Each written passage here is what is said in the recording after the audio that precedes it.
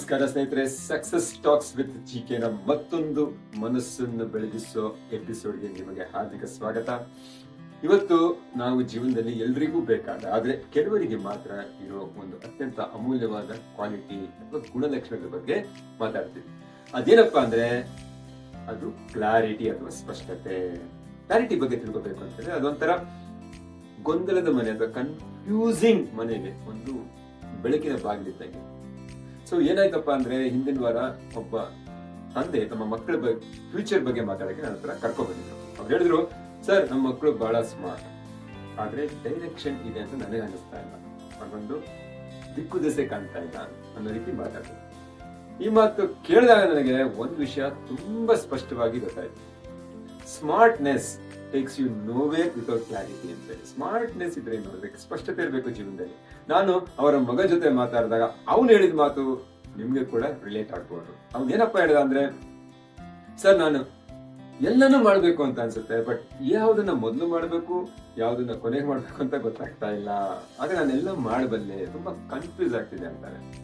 ಇದೇ ರೀತಿ ನಮ್ಮಲ್ಲಿ ಎಲ್ಲವರಿಗೆ ಆಗ್ತದೆ ಅಂತ ನಮಗೂ ಗೊತ್ತು. ಗೊಂದಲನೇ ಜಾಸ್ತಿ, ಕನ್ಫ್ಯೂಷನ್ ಜಾಸ್ತಿ, ಆಸೆನೂ ಜಾಸ್ತಿ, ಆದ್ರೆ ಡೈರೆಕ್ಷನ್ ಕಡಿಮೆ. ಸೊ ಫಸ್ಟ್ ತಿಳ್ಕೊಳ್ಳೋಣ, ವಾಟ್ ಈಸ್ ಕ್ಲಾರಿಟಿ. ಕ್ಲಾರಿಟಿ ಅಂದ್ರೆ ಎಲ್ಲವನ್ನು ತಿಳ್ಕೊಂಡಿರೋದಲ್ಲ. ಕ್ಲಾರಿಟಿ ಅಂದ್ರೆ ಎಲ್ಲ ಆನ್ಸರ್ಸ್ ಗೊತ್ತಿರೋದಲ್ವೇ ಇಲ್ಲ, ಎಲ್ಲ ಡೌಟ್ಸ್ ಇಲ್ದೇ ಇರೋದಲ್ಲ, ಅಥವಾ ಎಲ್ಲ ಪರ್ಫೆಕ್ಟ್ ಆಗಿ ಪ್ಲಾನ್ ಇಟ್ಕೊಂಡಿರೋದಲ್ಲ. ಕ್ಲಾರಿಟಿ ಅಂದ್ರೆ ಏನಪ್ಪಾ ಅಂದ್ರೆ ನನಗೆ ಯಾವ ಡೈರೆಕ್ಷನ್ ಅಥವಾ ದಿಕ್ಕು ಸೂಕ್ತ ಅಂತ ಒಂದು ಸಿಂಪಲ್ ಆದ್ರೆ ಪವರ್ಫುಲ್ ತಿಳುವಳಿಕೆ ಅಥವಾ ಅವೇರ್ನೆಸ್ ಆಗಿರುತ್ತೆ. ಯಾಕಂದ್ರೆ ಕ್ಲಾರಿಟಿ ನಮ್ಗೆ ಡೈರೆಕ್ಷನ್ ಅಥವಾ ದಿಕ್ಕನ್ನ ಕೊಡುತ್ತೆ. ಆ ದಿಕ್ಕು ಡೈರೆಕ್ಷನ್ ನಮ್ಗೆ ಎನರ್ಜಿ ನೀಡುತ್ತೆ. ಆ ಎನರ್ಜಿ ನಮ್ಗೆ ಫಲಿತಾಂಶಗಳ ಅಥವಾ ರಿಸಲ್ಟ್ಸ್ ನ ತಂದು ಕೊಟ್ಬಿಡುತ್ತೆ. ಮತ್ತೆ ಯಾಕೆ ತುಂಬಾ ಜನ ಕ್ಲಾರಿಟಿ ಇರೋದಿಲ್ಲ ಅವರಿಗೆ ಅಂದ್ರೆ ಅದ್ರ ಹಿಂದೆ ಇರುವಂತಹ ಮನಃಶಾಸ್ತ್ರ ಏನ್ ಹೇಳುತ್ತೆ ಅಂದ್ರೆ, number one, too many choices ಇರುತ್ತೆ ಅವರಿಗೆ. ಇವತ್ತು ಆಪ್ಷನ್ಸ್ ಜಾಸ್ತಿ ಇದೆ, ಕೋರ್ಸಸ್ ಇದೆ, ಜಾಬ್ ಇದೆ, ಅಪರ್ಚುನಿಟಿ ಇದೆ, ಐಡಿಯಾ ಇದೆ, ಮೈಂಡ್ ತುಂಬಾನೇ ಓವರ್ಲೋಡ್ ಆಗ್ತಾ ಇದೆ. ಸೊ ಕ್ಲಾರಿಟಿ ಕೊಲ್ಯಾಪ್ಸ್ ಆಗ್ಬಿಡುತ್ತೆ ಆ ಒಂದು ಸನ್ನಿವೇಶದಲ್ಲಿ. ಎರಡನೇ ರೀಸನ್ ಏನಪ್ಪಾ ಅಂದ್ರೆ ಫಿಯರ್ ಆಫ್ ರಾಂಗ್ ಡಿಸಿಷನ್. ನಾನು ತಪ್ಪು ಮಾಡ್ಬಿಟ್ರೆ, ತಪ್ಪಾಗಿ ಆಯ್ಕೆ ಮಾಡ್ಬಿಟ್ರೆ, ಇದು ಕ್ಲಾರಿಟಿನ 50% ಅಷ್ಟು ಮುಚ್ಚಿಟ್ಬಿಡುತ್ತೆ. ಮೂರನೇ ರೀಸನ್ ಅಥವಾ ಕಾರಣ ಏನಪ್ಪಾ ಅಂದ್ರೆ ಚೈಲ್ಡ್ಹುಡ್ ಕಂಡೀಷನ್. ಇದು ಚಿಕ್ಕ ವಯಸ್ಸಲ್ಲಿ ನಮ್ಮನ್ನು ಬೆಳೆಸಿರೋ ರೀತಿ, ಕೇರ್ಫುಲ್ ಆಗಿರ್ಬೇಕು, ತಪ್ಪು ಮಾಡ್ಬೇಡ, ಮಿಸ್ಟೇಕ್ ಮಾಡ್ಬೇಡ, ಅದು ಪಾಪ ಆಗ್ಬಿಡುತ್ತೆ, ಆತರ ಮಾಡಕ್ ಹೋಗ್ಬೇಡ, ಈ ತರ ಸೆಂಟೆನ್ಸ್ ಮೈಂಡ್ಗೆ ಹೆಸಿಟೇಷನ್ ಅಥವಾ ಹಿಂಜರಿಕೆಯನ್ನ ಪ್ರೋಗ್ರಾಮ್ ಮಾಡ್ಬಿಡುತ್ತೆ. ರೀಸನ್ 4, ನಾಲ್ಕನೇ ಕಾರಣ ಏನಪ್ಪಾ ಅಂದ್ರೆ ಝೀರೋ ಕ್ವೈಟ್ ಟೈಮ್. ಅಂದ್ರೆ ನಿಮ್ಮದೇ ಆದಂತ ಸೈಲೆಂಟ್ ಆಗಿರೋ ಶೂನ್ಯ ಸಮಯ ಇಲ್ಲೇ ಇರೋದು. ಯಾವಾಗ್ಲೂ ಫೋನು, ವಾಟ್ಸಪ್, ರೀಲ್ಸ್, ನೋಟಿಫಿಕೇಶನ್ಸ್, ಈ ಮೈಂಡ್ಗೆ 1 ಸೆಕೆಂಡ್ ಕೂಡ ಸೈಲೆನ್ಸ್ ಅನ್ನೋದೇ ಸಿಗ್ತಾ ಇಲ್ಲ. ಸೈಲೆನ್ಸ್ ಇಲ್ಲದ್ರೆ ಕ್ಲಾರಿಟಿ ಬರಕ್ ಸಾಧ್ಯ ಇಲ್ಲ. ಐದನೇ ರೀಸನ್ ಏನಪ್ಪಾ ಅಂದ್ರೆ ಎಮೋಷನಲ್ ಓವರ್ಲೋಡ್. ಭಾವನಾತ್ಮಕವಾಗಿರುವಂತಹ ಅತಿಯಾಗಿ stress plus anxiety plus fear ಕ್ಲಾರಿಟಿನ ಬ್ಯಾಕ್ಔಟ್ ಮಾಡಿಬಿಡುತ್ತೆ. ಸೊ ನ್ಯೂರೋ ಸೈನ್ಸ್ ಏನಪ್ಪಾ ಹೇಳುತ್ತೆ ಕ್ಲಾರಿಟಿ ಬಗ್ಗೆ ಅಂದ್ರೆ, ಯಾಕೆ ನಮ್ಮ ಬ್ರೈನ್ ಸಿಂಪ್ಲಿಸಿಟಿನ ಇಷ್ಟಪಡುತ್ತೆ ಅನ್ನೋದನ್ನ ಹೇಳುತ್ತೆ. ಸೊ ಸೈಂಟಿಫಿಕ್ ಸ್ಟಡೀಸ್ ಏನ್ ಹೇಳುತ್ತೆ, ಯಾವಾಗ ನಿಮ್ಮ ಗೋಲ್ ಸಿಂಪಲ್ ಆಗಿದಾಗ, ಸರಳವಾಗಿದ್ದಾಗ, ಬ್ರೈನ್ ಅದಕ್ಕೆ ಬೇಕಾದಂತಹ ಡೋಪಮಿನ್ ರಿಲೀಸ್ ಮಾಡುತ್ತೆ. ಅವಾಗ ಮೋಟಿವೇಶನ್ ಬರುತ್ತೆ. ಮೋಟಿವೇಶನ್ ಇಂದ ಸ್ಟ್ರೆಸ್ ಕಡಿಮೆ ಆಗುತ್ತೆ, ಮತ್ತೆ ಅದರಿಂದ ಫೋಕಸ್ ಹೆಚ್ಚಾಗುತ್ತೆ, ಮತ್ತೆ ಅದನ್ನ ಮಾಡ್ಲಿಕ್ಕೆ ಸಾಧ್ಯ ಆಗುತ್ತೆ. ಆದ್ರೆ ನಮ್ಗೆ ತುಂಬಾ ಅಸ್ಪಷ್ಟವಾದಂತಹ ಗೋಲ್ ಇಟ್ಕೊಂಡ್ರೆ ಬ್ರೈನ್ ಏನ್ ಮಾಡುತ್ತೆ, ತುಂಬಾ ಕನ್ಫ್ಯೂಷನ್ ಸ್ಟೇಟ್ ಹೋಗ್ಬಿಡುತ್ತೆ. ಅದರಿಂದ ಆಂಗ್ಸೈಟಿ ಬರುತ್ತೆ, ಆಂಗ್ಸೈಟಿಯಿಂದ ಸ್ಟ್ರೆಸ್ ಹಾರ್ಮೋನ್, ನಂತರ ಓವರ್ ಥಿಂಕಿಂಗ್. ಮೀನ್ಸ್ ಕ್ಲಾರಿಟಿ ಅಂದ್ರೆ ಆಧ್ಯಾತ್ಮಿಕತೆ ಅಲ್ಲ, ಇದು ಒಂದು ವೈಜ್ಞಾನಿಕವಾದಂಥದ್ದು ಅಂತ ಹೇಳ್ಬೋದು. ಮತ್ತೆ 8 ಪವರ್ಫುಲ್ ಕ್ಲಾರಿಟಿ ಟೆಕ್ನಿಕ್ಸ್ ನಾನು ಇವಾಗ ಹೇಳ್ಕೊಡ್ತೀನಿ. ಸರಿ, ನಂಬರ್ 1 ಏನಪ್ಪಾ, ಮೈಂಡ್ ಕ್ಲೀನ್ ಮಾಡಿದ್ರೆ ಕ್ಲಾರಿಟಿ ಬರುತ್ತೆ. ಎಸ್, ಯಾವತ್ತೂ ಅಷ್ಟೇ ನೀವು ಕೇಳ್ಕೊಳ್ಳಿ, ನನ್ನ ಜೀವನದಲ್ಲಿ ಯಾವ 3 ಕೆಲಸಗಳು ಅನವಶ್ಯಕ, ಅವಾಗ ಅದನ್ನ ರಿಮೂವ್ ಮಾಡಬೇಕು. ಮೈಂಡ್ ಇಂದ ತೆಗೆದಾಗ ನಮ್ಗೇನಾಗುತ್ತೆ, ಕ್ಲಾರಿಟಿ ಬೆಳೀತಾ ಹೋಗುತ್ತೆ. ಎರಡನೇ technique, first thing in the morning ಒಂದು ಕ್ವಶನ್ ಹಾಕೋಬೇಕು. ಪ್ರತಿದಿನ ಬೆಳಿಗ್ಗೆ ಸಿಂಪಲ್ ಕ್ವಶನ್, ಇವತ್ತು ಒಂದು ಕೆಲಸ ಮಾತ್ರ ಮಾಡಬೇಕಾದ್ರೆ ಅದ್ಯಾವುದು, ಒಂದೇ ಒಂದು ವಿಷಯ. ಸೊ ಒಂದು ಮಾರ್ಗದರ್ಶನ, ಮತ್ತೆ ನೋ ಕನ್ಫ್ಯೂಷನ್, ಯಾವುದೇ ಗೊಂದಲಗಳಿಲ್ಲ. Technique 3, the why what how framework. ಏನಪ್ಪಾ ಅಂದ್ರೆ ಯಾವ್ದಾದ್ರು ಗೋಲ್ ಅಥವಾ ಕನ್ಫ್ಯೂಷನ್ ಬಂದಾಗ why do I want this, ಯಾಕೆ ನನಗೆ ಇದು ಬೇಕು ಇದನ್ನು ಅಂತ ಕೇಳಬೇಕು. ಮತ್ತೆ what must I actually do, ಏನನ್ನ ನಾನು ಇಲ್ಲಿ ಮಾಡಲೇಬೇಕು ಅಂತ ಕೇಳ್ಕೋಬೇಕು. ಮತ್ತೆ ಮೂರನೇದು how will I do it today, ಇದನ್ನು ಹೇಗೆ ಮಾಡಬಲ್ಲೆ ಅಂತ ಕೇಳ್ಕೋಬೇಕು. ಯಾಕಂದ್ರೆ ವೀಕ್ ಆಗಿರುವಂತ ವೈ ಯಾಕೆ ಯಾವತ್ತು ಕನ್ಫ್ಯೂಷನ್ ಕ್ರಿಯೇಟ್ ಮಾಡ್ತಾರೆ, ಮತ್ತೆ ಸ್ಟ್ರಾಂಗ್ ಆಗಿರೋ ವೈ ಸ್ಪಷ್ಟತೆನ ತಂದು ಕೊಟ್ಟು ಬಿಡುತ್ತೆ.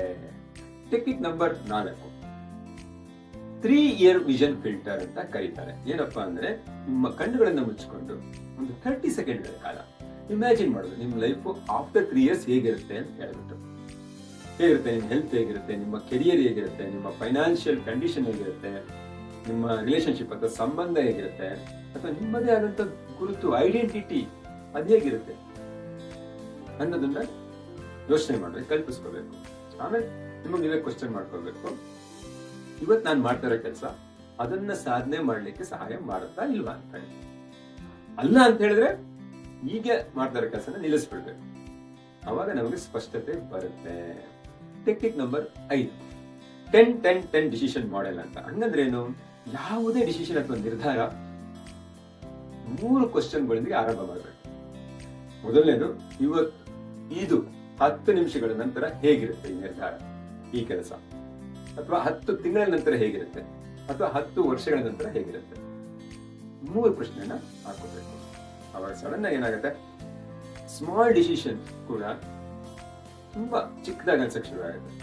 ತುಂಬಾ ಇಂಪಾರ್ಟೆಂಟ್ ಡಿಸಿಷನ್ಸ್ ನಮ್ಗೆ ಇಂಪಾರ್ಟೆಂಟ್ ಅಂತ ಅನ್ಸುತ್ತೆ. ಅವಾಗ ಇಂಪಾರ್ಟೆಂಟ್ ಡಿಸಿಷನ್ ತಗೋತೀವಿ ಕ್ಲಿಯರ್ ಆಗಿ. ಅದನ್ನೇ ನಾವು ಸ್ಪಷ್ಟತೆ ಅಥವಾ ಕ್ಲಾರಿಟಿ ಅಂತ ಕರೆಯುವುದು. ಟೆಕ್ನಿಕ್ ನಂಬರ್ 6 ಏನಂದ್ರೆ ಸೆನ್ಸರಿ ಕ್ಲಾರಿಟಿ ಪ್ರಾಕ್ಟೀಸ್ ಅಥವಾ 1 minute ಮ್ಯಾಜಿಕ್ ಟೆಕ್ನಿಕ್ ಅಂತ ಕರೀತಾರೆ. ಏನಪ್ಪಾ ಹಂಗಂದ್ರೆ ನಿಮ್ಮ ಇಂದ್ರಿಯಗಳನ್ನ ಆಕ್ಟಿವೇಟ್ ಮಾಡೋದು. ಕಣ್ಗಳು ಮುಚ್ಕೊಂಡು ನಿಮ್ಮ ಫ್ಯೂಚರ್ ಗೋಲ್ ಆಲ್ರೆಡಿ ಅಚೀವ್ ಆಗಿದೆ, ಸಾಧಿಸ್ಬಿಟ್ಟಿದ್ದೀರಾ ಅಂತ ಇಮ್ಯಾಜಿನ್ ಮಾಡ್ಕೊಂಡು ಅದನ್ನ ರಿಯಲ್ ಆಗಿ ಫೀಲ್ ಮಾಡಬೇಕು. ಮತ್ತೆ ಚಿತ್ರದಂತೆ ನೋಡ್ಬೇಕು, ವಿಜುವಲೈಸ್ ಮಾಡಬೇಕು. ಮತ್ತೆ ನಿಮಗೆ ನೀವು ಹೇಳ್ಕೋಬೇಕು, ನನಗೆ ಗೊತ್ತು ನಾನು ಎಲ್ಲಿ ಹೋಗ್ತಾ ಇದ್ದೀನಿ ಮುಂದೆ ಭವಿಷ್ಯದಲ್ಲಿ ಅಂತ ಅನ್ಕೋಬೇಕು. ಅವಾಗೇನಾಗುತ್ತೆ, ನಿಮ್ಮ ಮೆದುಳು ಆಟೋಮೆಟಿಕ್ ಆಗಿ ನಿಮ್ಮ ಡೈರೆಕ್ಷನ್ಗೆ, ದಿಕ್ಕಿಗೆ ಅಲೈನ್ ಆಗ್ಬಿಡುತ್ತೆ. Technique number 7, 15 minutes of silence. ಏನದಂಗಂದ್ರೆ ಪ್ರತಿದಿನ 15 ನಿಮಿಷ ಯಾವುದೇ ಫೋನನ್ನು ಯೂಸ್ ಮಾಡಬಾರ್ದು, ಯಾವುದೇ ಶಬ್ದನೂ ಇರಬಾರ್ದು, ಯಾವುದೇ ಡಿಸ್ಟ್ರಾಕ್ಷನ್ ಇರಬಾರ್ದು. ಹಾಗೆ ಇರಬೇಕು ಕೇವಲ ನೀವು ಮತ್ತೆ ನಿಮ್ಮ ಮೈಂಡ್ ಅಥವಾ ಮೆದುಳು. ಯಾಕಂದ್ರೆ ಸೈಲೆನ್ಸ್ ಅಂದ್ರೆ ಎಂಪ್ಟಿನೆಸ್ ಅಲ್ಲ, it is full of answers. ಎಷ್ಟೊಂದು ಆನ್ಸರ್ ನಿಮ್ಗೆ ಸಿಗ್ತಾ ಹೋಗುತ್ತೆ.